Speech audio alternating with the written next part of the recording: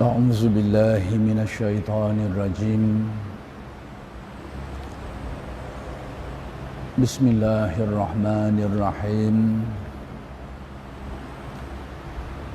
الحمد لله رب العالمين وبه نستعين اللهم صل على سيدنا محمد النبي الأمي وعلى آله وصحبه وسلم رب اشرح لي صدري ويسر لي أمري واحلل عقدة من لساني يفقه قولي ولا حول ولا قوة إلا بالله العلي العظيم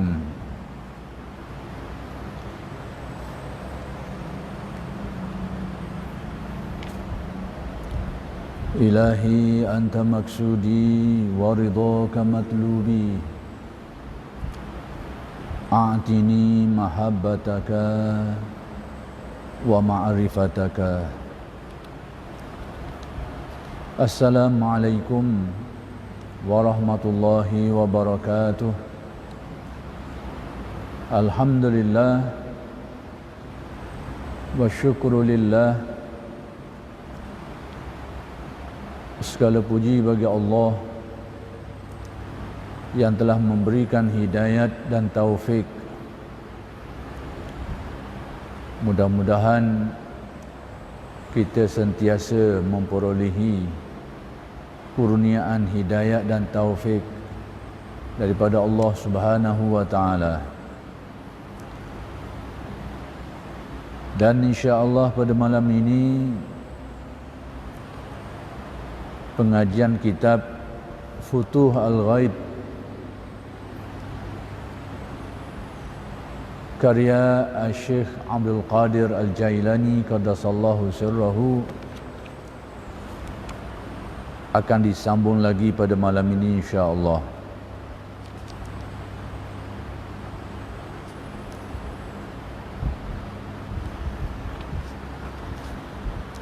Mengenai wasiat yang kedua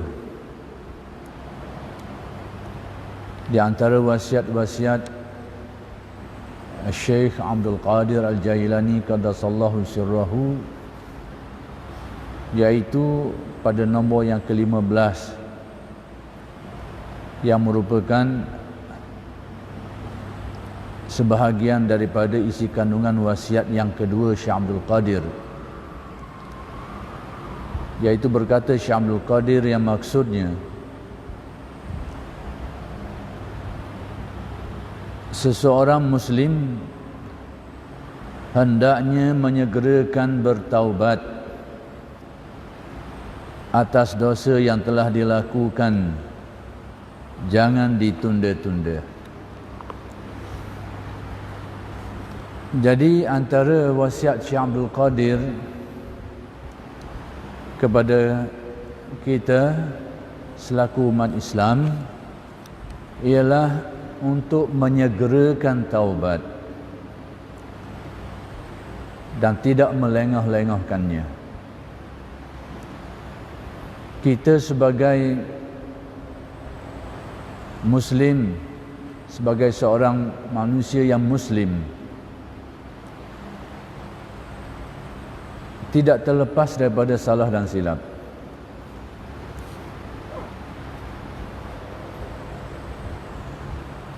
Di dalam hadis dijelaskan kullu bani adama khata', setiap manusia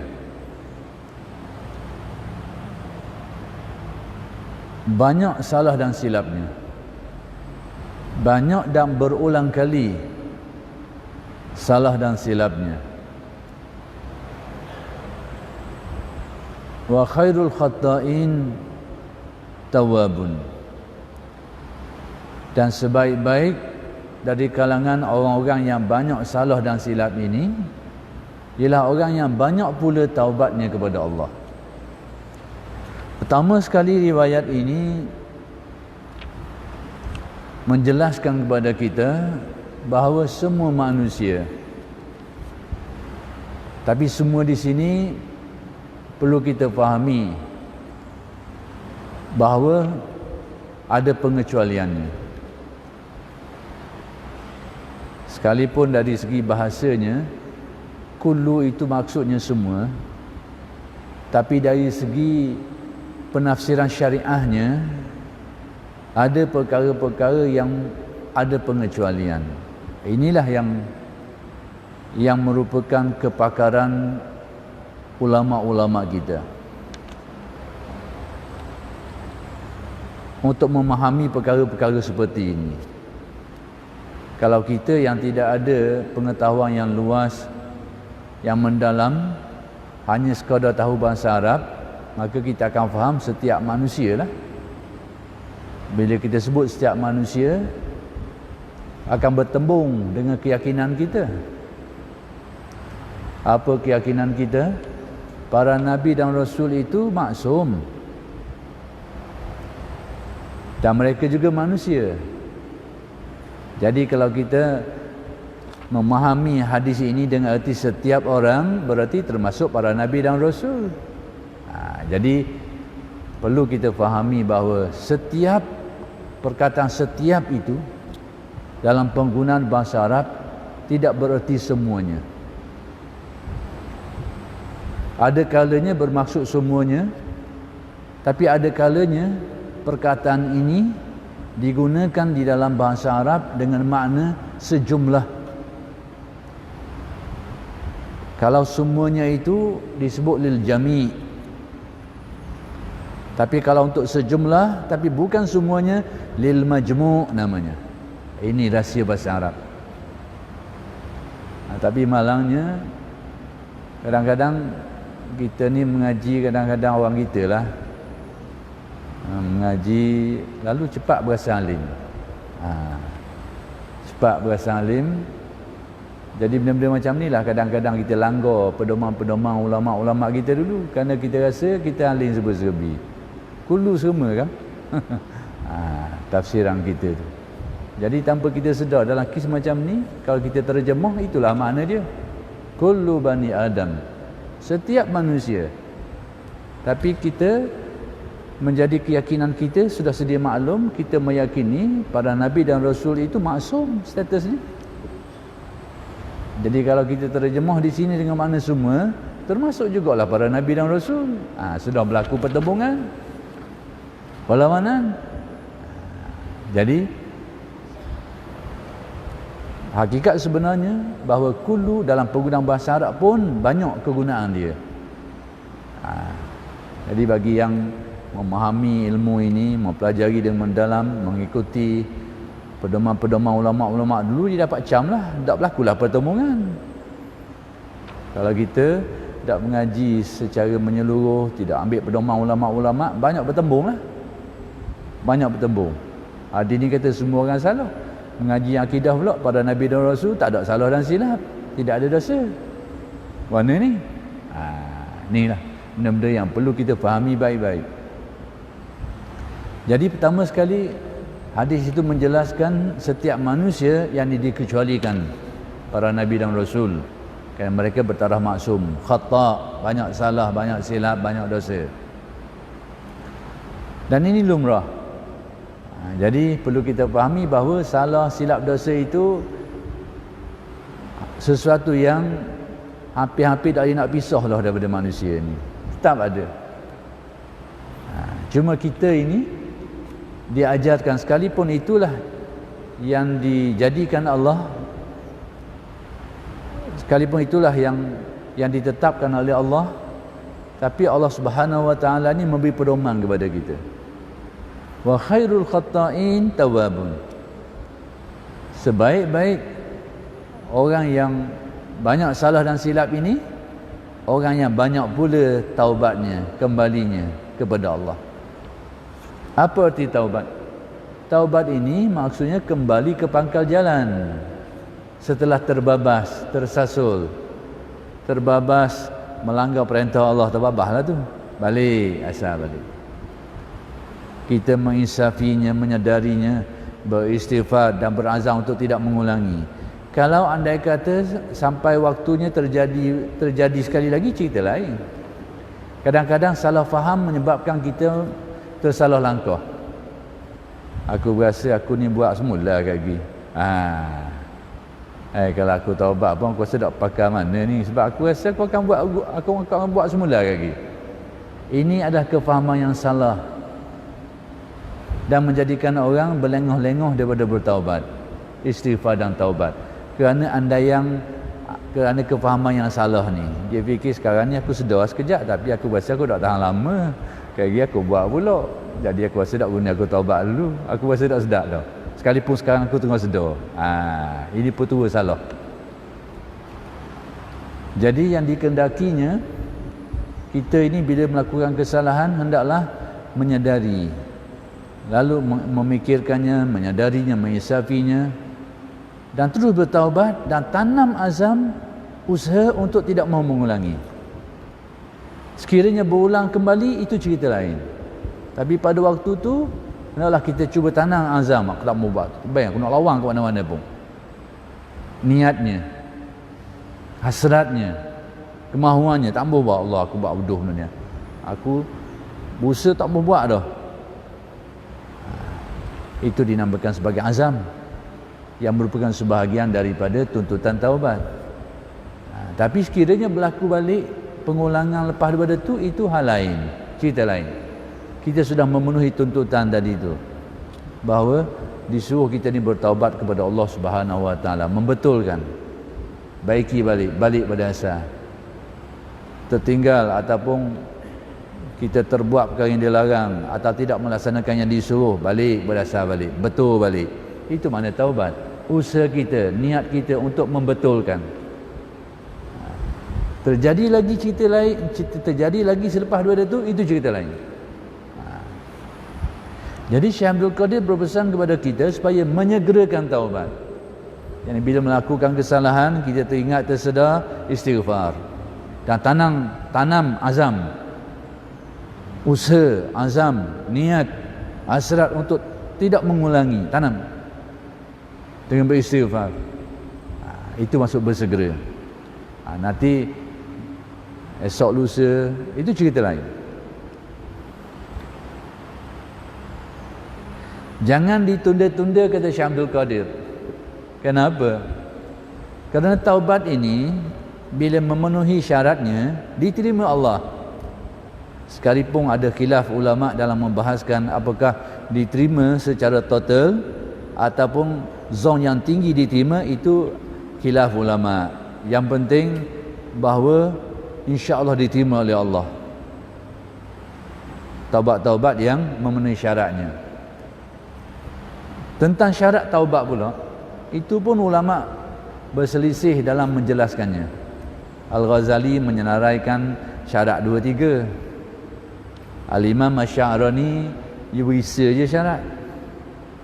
Dan itu lebih dekat dengan hadis. Tapi apa yang dijelaskan oleh Al-Ghazali ada maksud, ada kehendak-kehendaknya, ada asas-asas dia.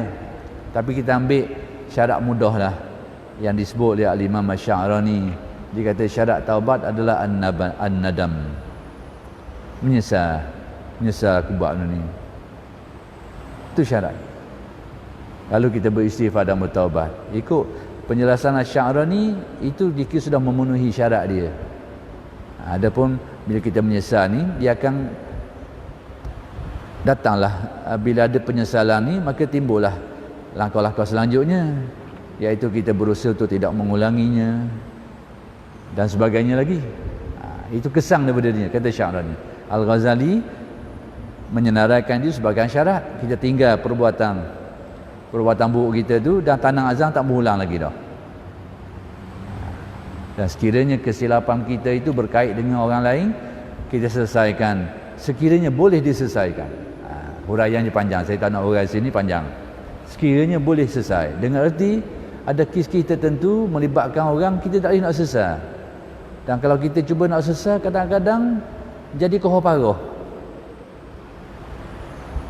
Contohnya lah, kita pernah ambil barang orang hak dia sayang, barang hak dia, barang berharga dia, kita pernah ambil. Tapi kita ni tengah mangan masa tu, habis guna berhabis dah, kemudian kita mari sedar barang tu barang hak dia jaga sungguh, hak dia sayang sungguh barang tu. Mungkin tak ada tempat nak cari tempat lain dah. Jadi dia ambil, dia jual ke mana ke, tak ada. Dia pula pada waktu tu jadi apa kedana juga. Tak ada dah, nak kati pun dah lepas dah. Tapi ada kesedaran. Jadi nak sesal, nak bayar, tak ada. Tak mampu dah. Jadi pilihan yang ada, minta halal je lah. Tapi mikir dua kali, minta halal dengan dia, berat ni. Kena molek, kena lepak dia pula sedih lagi. Jadi dia rasa zon dia tinggi. Payah nak sesal ni. Tapi melibatkan orang. Perkara-perkara seperti itu dijelaskan oleh Al-Ghazali di dalam Minhaj Al-Abidin. Ada benda yang diberi keuzuran. Atas kiki yang melibatkan orang yang cuba nak sesal tapi tak nampak jalan nak sesal. Maka doa. Berpindah kepada step selanjutnya, kita berdoa kepada Allah. Mudah-mudahan taubat kita diterima olehnya dan dijadikan orang ini tidak tuntut kita di akhirat nanti. Dia redha, dia maafkan kita. Itu ada pilihan-pilihan dia. Jadi wasiat Syekh Abdul Qadir supaya kita ni supaya bersegera bertaubat dan tidak ditunda-tunda. Kenapa tidak ditunda-tunda? Kerana kita tidak tahu bila kematian kita. Tapi kalau kita bertaubat, yang itu kita selesai. Sudah dikira selesai. Kejadian yang akan datang itu hal lain. Hal lepas tu, bila kita bertaubat kepada Allah, diselesaikan. Jadi kalau kita tunda-tunda, datang kematian, itu menjadi tanggungan kita. Tak selesai, file tak tutup. File tak tutup. Kita akan tanggung sampai bila-bila. Tapi kalau taubat, dengan memenuhi syarat utamanya, penyesalan, ataupun ada syarat lain yang disebut oleh Al-Ghazali, dikira selesai. Gitu. Maka andai kata kita menghadapi kematian lepas daripada itu, yang itu sudah selesai. Demikianlah kesilapan-kesilapan kita yang lain. Itu pesan Syekh Abdul Qadir. Supaya apa? Supaya kalau andai kata nyawa kita diambil oleh Allah, kita tak tanggung banyak perkara. Tak tanggung beban dengan taubat kita itu.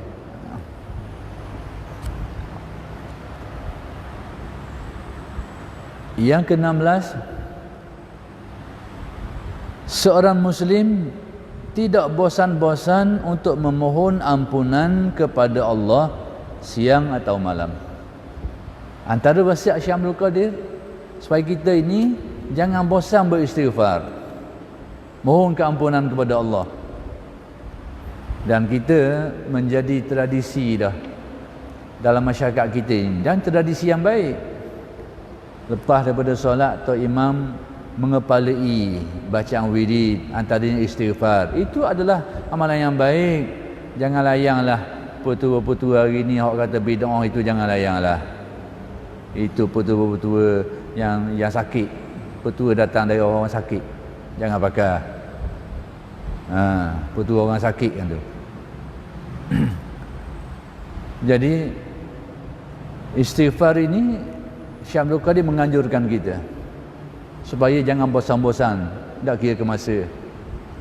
Nabi dalam riwayat, innahu la yughanu ala qalbi wa inni la astaghfirullah 70 marratan fil yaumi atau kama qala. Aku, kata Nabi, ditutup hatiku. Ada kalanya ditutup hati oleh ditutupnya. Tertutup hati Nabi ni ada makna khusus, bukan seperti tutup hati kita ni. Dan saya tak nak jelas lagi di sini. Tapi nak beritahunya bahawa kata Nabi, dan aku ini beristighfar 70 kali sehari.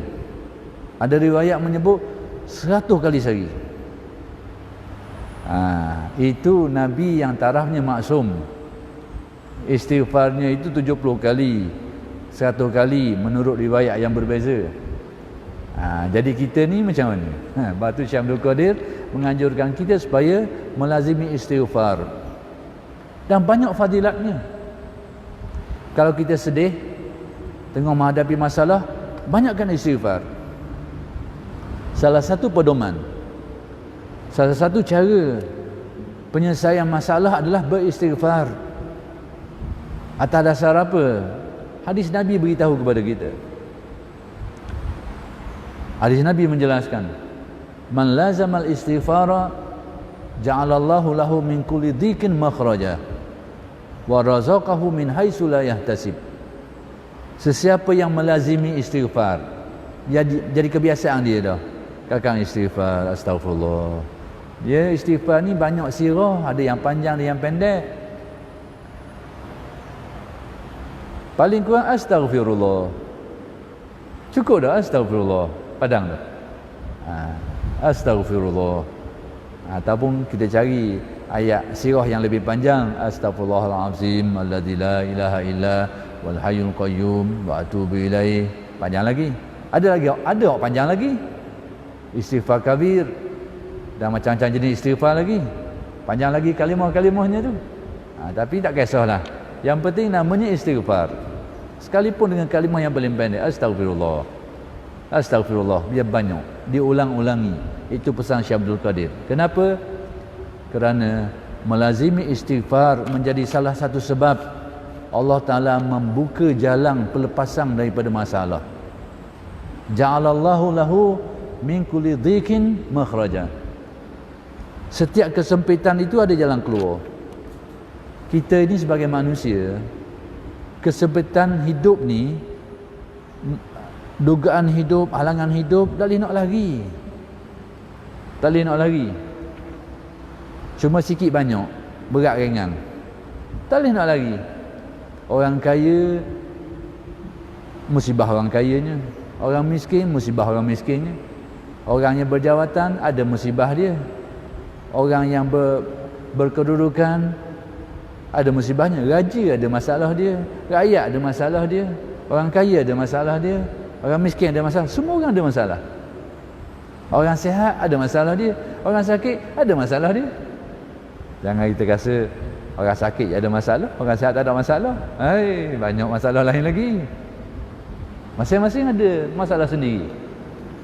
Jadi dalam hidup ini setiap orang ada masalah sendiri. Tak boleh nak elak. Yang lebih penting bukan masalah itu, jalan keluar, jalan penyelesaian bagi masalah. Itu yang kita nak. Nak lari tak boleh nak lari. Tetap ada masalah. Yang kita kena belajar, yang kita kena cari jalan pelepah. Masalah kita ada tu, ke mana nak pelepah dia? Itu Nabi ajar.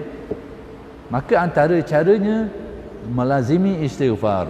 Dan itulah yang dipesan, diwasiat oleh Syekh Abdul Qadir. Man lazamal istighfara ja'alallahu lahu min kulli dhikin makhraja. Allah akan menjadikan daripada setiap kesempitan itu ada jalan pelepah dia, jalan keluar dia. Yang kedua, wa razaqahu min haitsu la yahtasib. Dia akan memberi rezeki daripada sumber-sumber yang tidak dijangka-jangka. Jadi pedomannya berdasarkan hadis ini, kalau kita ada menghadapi kesempitan, kesusahan, salah satu caranya banyakkan istighfar. Yang kedua, kalau kita menghadapi masalah rezeki, kesempitan rezeki, halangan rezeki, salah satu caranya adalah melazimi istighfar. Itulah yang dipertunjukkan oleh Nabi kita Muhammad sallallahu alaihi wasallam. Jadi Syekh Abdul Qadir berpesan supaya jangan bosan-bosan beristighfar. Kerana banyak fadilatnya. Bahkan menjadi sebab bala itu tidak diturunkan Allah. Menjadi sebab ada beberapa sebab terhalangnya azab Allah Ta'ala. Apa sebab? Kalau dalam Al-Quran, antara yang disebut dalam Al-Quran, wa anta fihim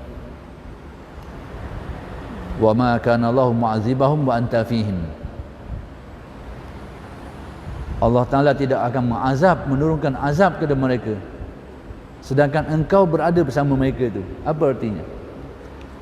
Kewujudan orang-orang soleh, ahli-ahli ibadah, ahli-ahli taqwa, ahli ma'rifat dalam masyarakat menjadi sebab sebahagian daripada musibah itu tidak tertimpa kepada masyarakat itu.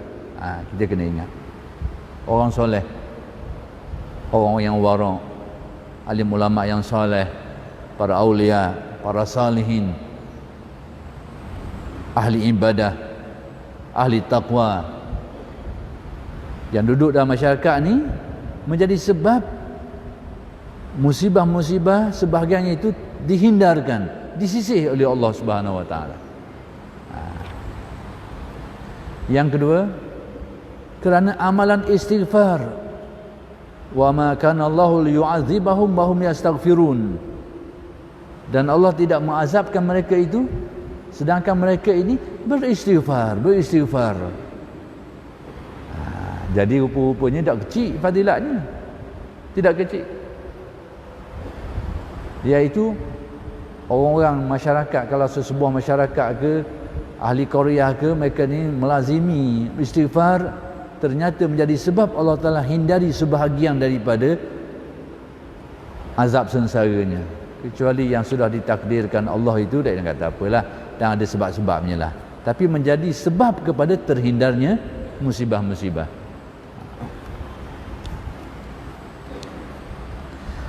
Apabila seorang Muslim telah berlaku demikian, yakni melaksanakan wasiat-wasiat seperti yang dianjurkan oleh Syamsul Qadir, ia akan mendapat rahmat darinya.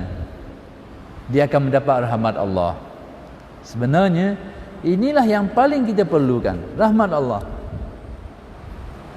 Kalau tidak ada rahmat Allah, semuanya tidak bererti. Tidak ada erti. Yang menjadikan semua perkara ini bererti untuk kita bila ada rahmat. Kadang-kadang ada rezeki, tapi kita nak pakai. Dah ni nak pakai. Banyak kadang melempar-lempar duit kita, tapi hanya sebahagian je oleh kita pakai. Orang lain dah nak pakai. Jadi rezeki orang lain. Sebab tu rahmat.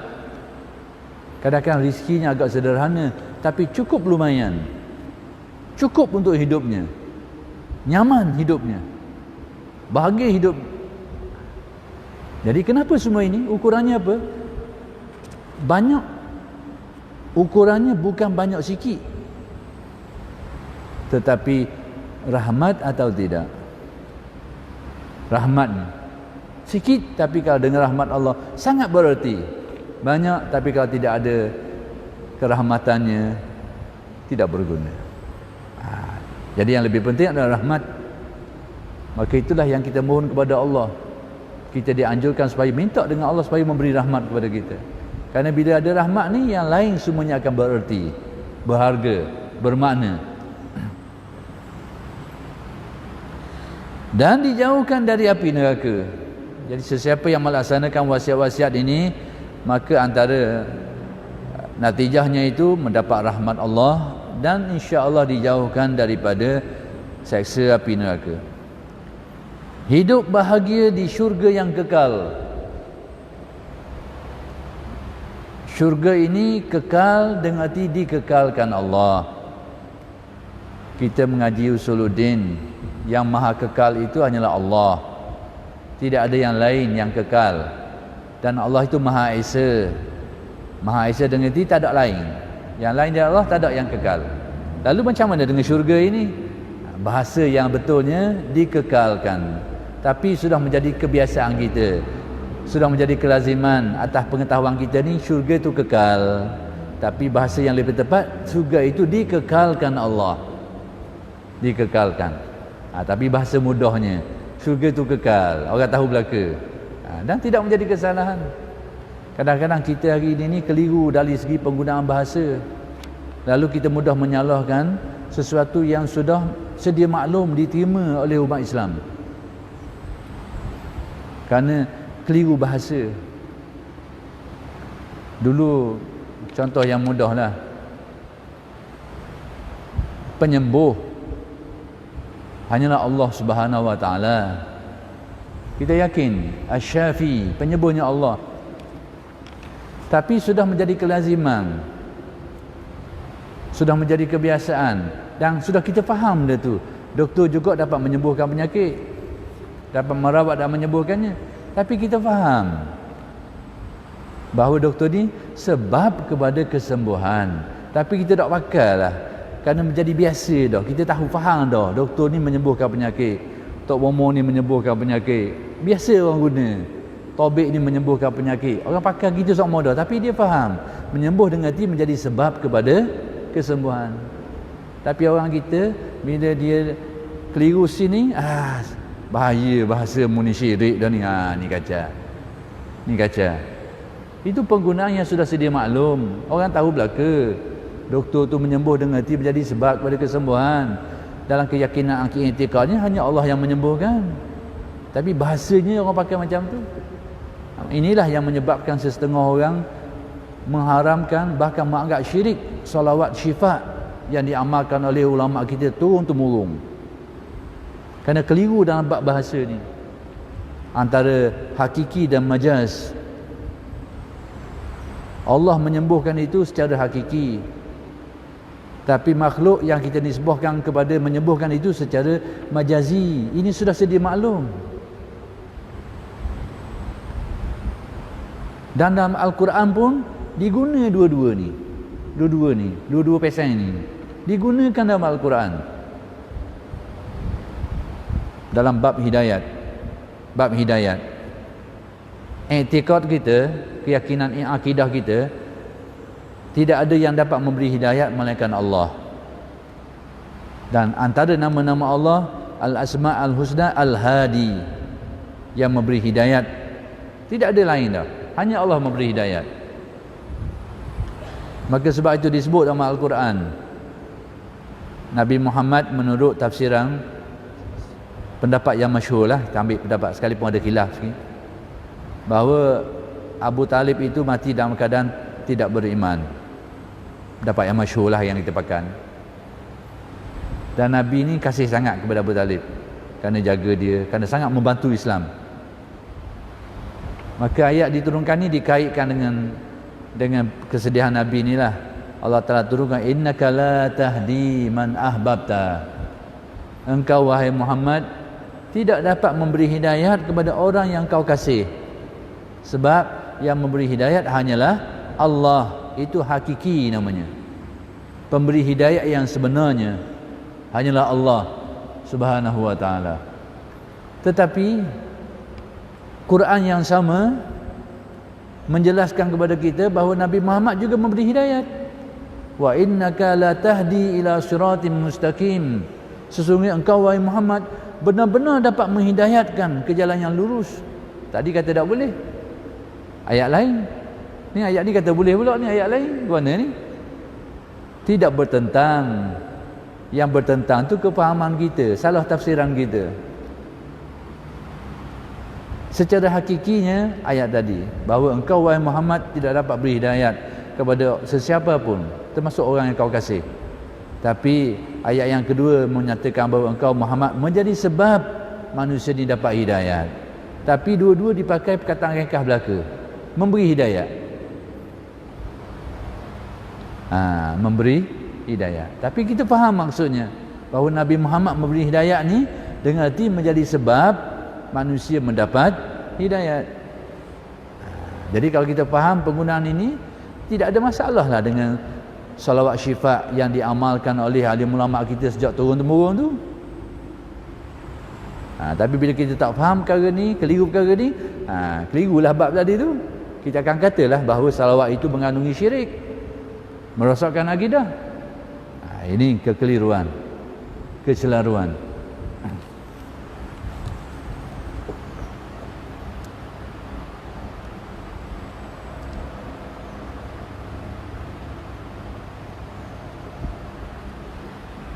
Kelak di akhirat ia akan bertemu Allah.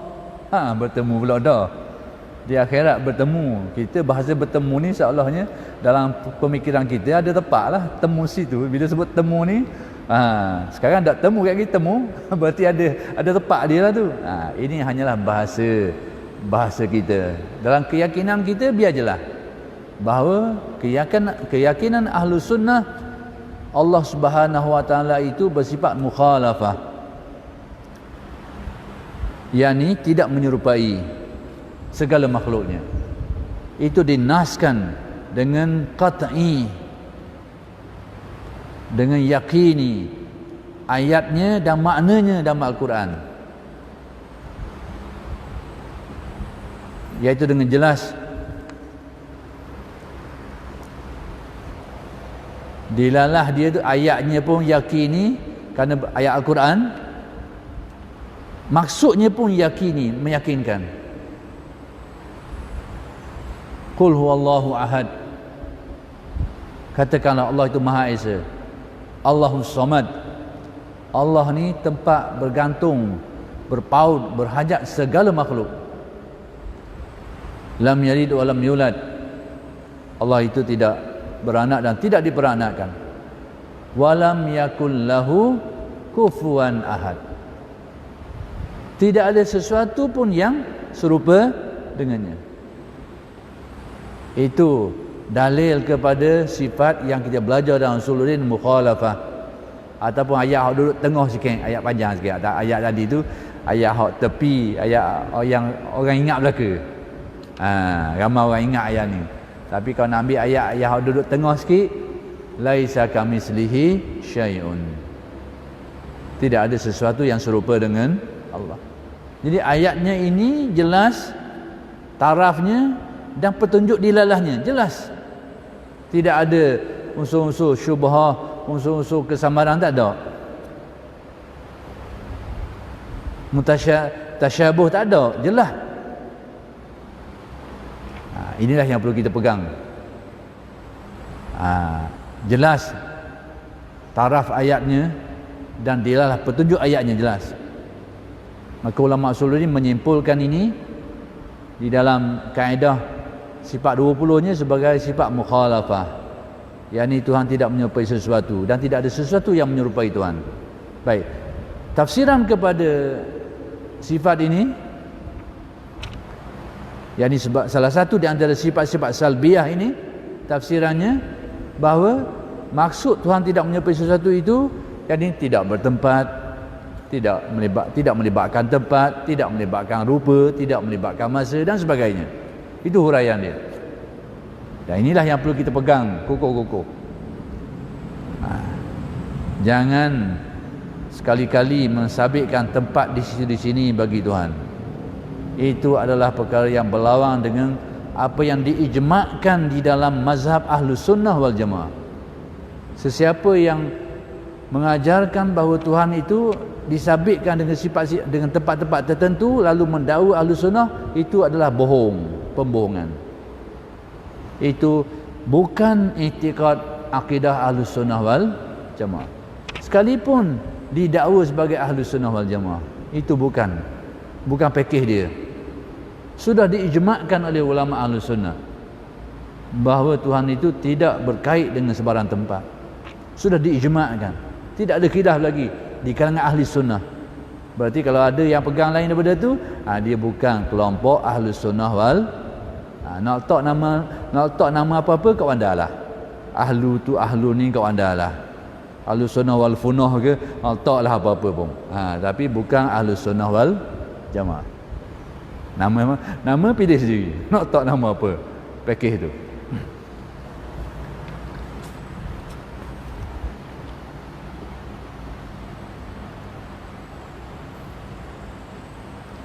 Jadi bertemu Allah dengan erti iaitu kita akan kembali ke akhirat, dan antara nikmat-nikmat yang paling besar di akhirat nanti bagi orang mukmin dapat melihat Allah, yang dinamakan ru'yatullah. Jadi melihat Allah di sini tidaklah bererti Tuhan itu sudah ada rupa sehingga boleh dilihat, tidak. Tapi apa yang perlu kita faham, manusia ini diberi kemampuan untuk melihat Allah yang kekal dengan sifat asalnya, iaitu mukhalafah. Sekarang ni kita tidak diberi kemampuan tu,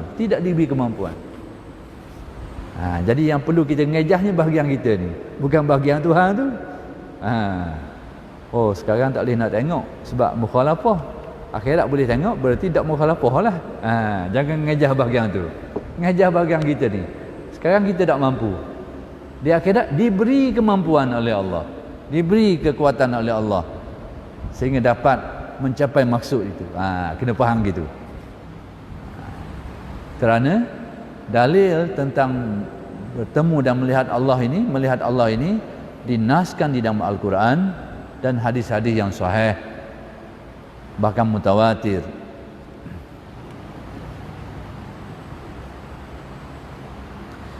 Di syurga ia bersama bidadari.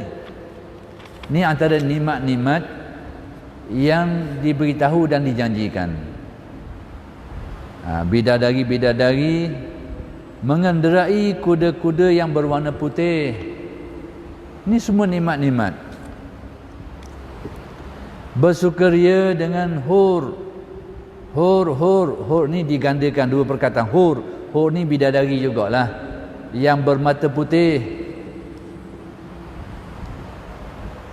Kemudian menghirup aneka aroma, bau-bauan yang sangat wangi, yang sangat harum, dan diiringi melodi-melodi, yakni kalau kita cakap muzik lah, irama para hamba sahaya wanita yang cantik, yakni suara ataupun melodi-melodi, nyanyian-nyanyian daripada para hamba wanita yang sangat cantik.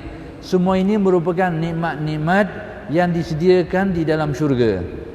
Tetapi antara sekian banyak nikmat-nikmat itu, yang paling tinggi nilai nikmatnya adalah melihat Allah.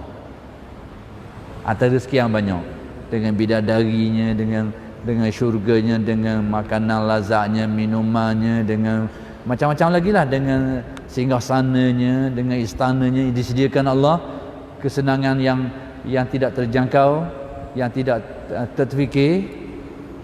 Tapi antara sekian banyak tu, nikmat yang paling besar sekali ialah nikmat melihat Allah. Sebab tu bagi ahli makrifat, mereka itu tak pandang sangat benda ni. Bukan tambuh, tak pandang. Kerana mereka pandang kepada nikmat yang paling besar, iaitu melihat Allah. Tapi ada orang menyalah tafsir kata-kata ahli tasawuf dalam bab ini. Sedangkan mereka itu berkata tidaklah bermaksud tambuh benda-benda gini. Tapi biasalah, ada orang bila dak berakhir kok, dia takwil macam-macam lah. Dia dak berakhir je. Bila dak berakhir kok, dia buat cerita macam-macam. Kita pun gitu juga. Bila kita dak berakhir ke orang, kita akan buat cerita bukan-bukan. Bila dak berakhir ni, kita kurang jujur. Jadi yang sepatutnya kita kena belajar menjadi seorang yang jujur. Orang kita berakhir ke tak berakhir ke, biar kita adil dalam menilai, adil dalam menjelaskan, adil dalam membahaskan. Kita suka ke tak suka ke, biar adil sifatnya. Tapi kita ni terpengaruh, bila tak berakhir ke lain lalu. Lain lalu. Itu sikap kita yang tidak adil, abang kita tidak munsif. Dan nyakit ini terkena pada alim ulama pun kena. Sebab dia bukan masalah jahil tak jahil, masalah hati sihat tak sihat. Tu nyakit dia. Bukan jahil tak jahil, serupa je tu. Ni alim sikit, ni jahil sikit. Tapi kadang-kadang hak alim ni kadang-kadang bezanya sihat tak sihat je. Kalau hatinya sihat, dia jadi munsif, jujur dalam penilaian. Tapi kalau hati tak sihat, alim pun dia tetap dia akan perwing kot lain. Orang disuka lain, tak suka lain lalu. Alim ulama sewajarnya jauh daripada sifat-sifat seperti ini. Jadi oleh kerana sudah masuknya waktu insya, dan kita pun musim kurang sihat, kita berhenti setakat ini dulu, dan insya-Allah akan bersambung kuliah pada kali-kali yang akan datang. Aqulu qauli hadza wa astaghfirullahal azim li wa lakum. Assalamualaikum warahmatullahi taala wabarakatuh.